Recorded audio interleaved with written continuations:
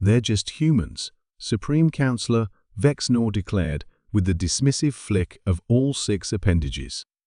Fragile, primitive, and utterly dependent on technology to compensate for their biological inadequacies. The Grand Chamber of the Galactic Council hummed with murmurs of agreement. Representatives of 34 spacefaring civilizations nodded their various sensory organs, manipulators, or thought tendrils. Only Ambassador Tilak of the Solarian Accord maintained a diplomatic neutrality, her scaled features betraying no reaction to the dismissal of her allied species. "The petition for their inclusion in the Hegemony Defense Pact is denied," Vexnor continued. "Humans may continue their commercial relations with Council species, but military cooperation is out of the question. Their single-star system and modest fleet would contribute nothing of value to our mutual defense." The Council moved on to other matters, unaware that this casual dismissal of humanity would be recorded in future historical archives as the last underestimation. 3 standard cycles later, the swarm arrived. They came without warning, without communication, without mercy. Ancient predators from the galactic rim, drawn by the energy signatures of advanced civilizations. Their biology defied conventional classification, part organic, part crystalline, with a hive intelligence that adapted with terrifying speed. The Hegemony Defense Pact mobilized immediately. The combined might of 34 species converged on the incursion point, the Proxima Centauri system, humanity's closest stellar neighbor and, ironically, the first target of the extragalactic predators. The first engagement was catastrophic. The swarm consumed energy weapons like sustenance, growing stronger with each assault. Projectile weaponry fared little better against their self-repairing crystalline structures. The hegemony forces retreated in disarray, leaving the Proxima system to fall. "They'll breach Sol system within 15 standard rotations," reported Admiral Zenta in the Emergency Council session. "The human homeworld will be overrun. After that, the Arcturus Nexus is likely their next target." Vexnor's appendages trembled with uncharacteristic agitation. "Deploy the hegemony's secondary fleet to evacuate essential human personnel and technology. We can't save their world, but we can preserve some portion of their species." "That won't be necessary," Ambassador Tilak said, breaking her silence for the first time. All attention in the chamber focused on the Solarian representative. "Humanity has been monitoring the situation," she continued, her voice perfectly calm. "They've analyzed the swarm's tactical patterns and biological composition. Earth's defense fleet has already mobilized." A ripple of what might have been pity passed through the chamber. Even the coldest of the Council species felt something resembling compassion for the doomed humans preparing their futile last stand.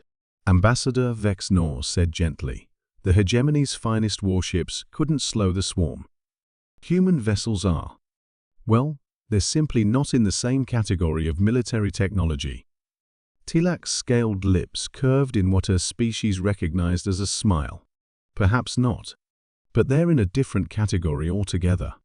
The swarm approached the Sol system with the inexorable confidence of apex predators.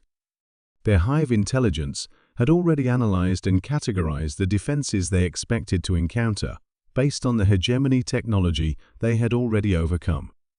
What they encountered instead was something entirely unexpected.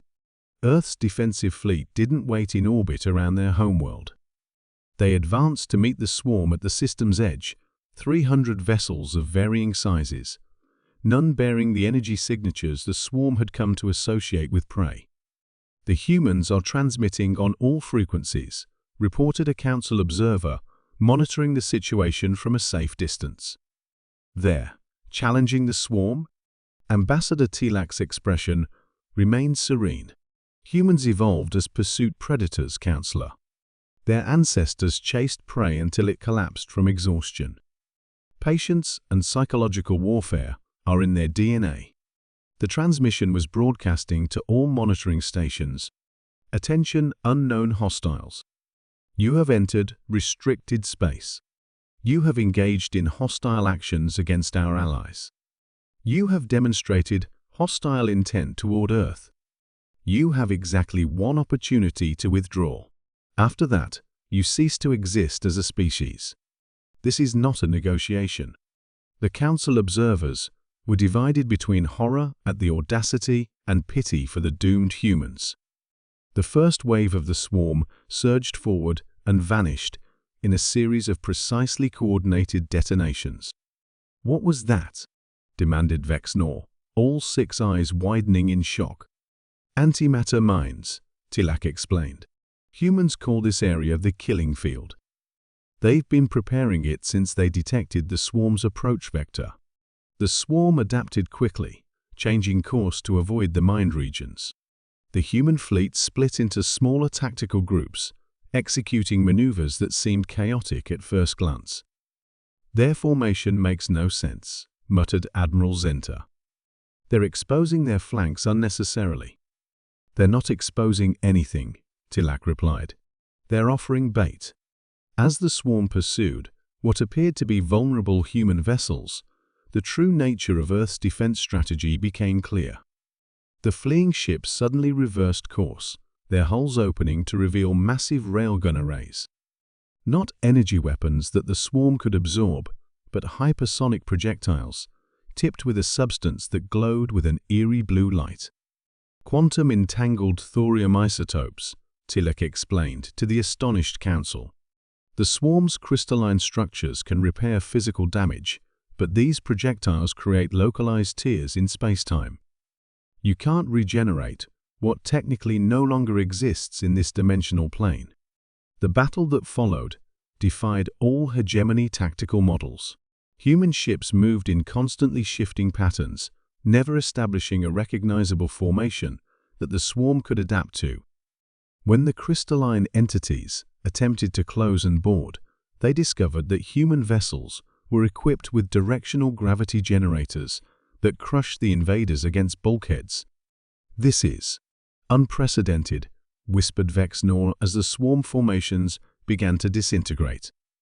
"Not for humans," Tilak responded. "This is precisely why they petitioned to join the Defense Pact. Not because they needed protection, but because they foresaw this threat and wanted to prepare the hegemony properly." 3 days later, the remnants of the swarm retreated from the Sol system, pursued by a third of the human fleet. The other vessels maintained defensive positions, anticipating a potential counterattack that never came. When the Emergency Council reconvened, Ambassador Tilak was given the floor without the usual procedural delays. "Humanity thanks the Council for its concern," she began. "The Sol Defense Fleet has eliminated approximately 70% of the extragalactic predators designated as the Swarm. Pursuit vessels are tracking the remaining entities back toward the galactic rim. Strategic analysts predict no further incursions for at least 50 standard cycles, by which time perimeter defenses will be significantly enhanced." The chamber was utterly silent. "My government has instructed me to resubmit our petition for inclusion in the Hegemony Defense Pact," Tilak continued. "Not as supplicants, but as equal partners. Humanity offers its unique defensive technologies and strategic doctrines in exchange for access to hegemony trade routes and diplomatic support." Supreme Councillor Vexnor's appendages moved in the formal gesture of profound respect, a gesture rarely offered to lesser species. "They're not just humans," he acknowledged. "They are humanity, and the Council has much to learn from them." Later, as the formal agreements were being prepared, Admiral Zenta approached Tilak privately. "You knew," he accused. "You knew what they were capable of all along." Ambassador Tilak's scaled features arranged themselves in that mysterious smile again. "I tried to tell you," she said. "Humans evolved on a death world of their own making, fighting themselves for millennia. When they finally united, they didn't dismantle their war machines. They perfected them. They've been preparing for existential threats since before they left their atmosphere. But why not demonstrate their capabilities earlier? Why allow themselves to be dismissed as insignificant? Tilak's smile deepened. Another human trait, Admiral. They have a saying, better to be underestimated than feared. Until today.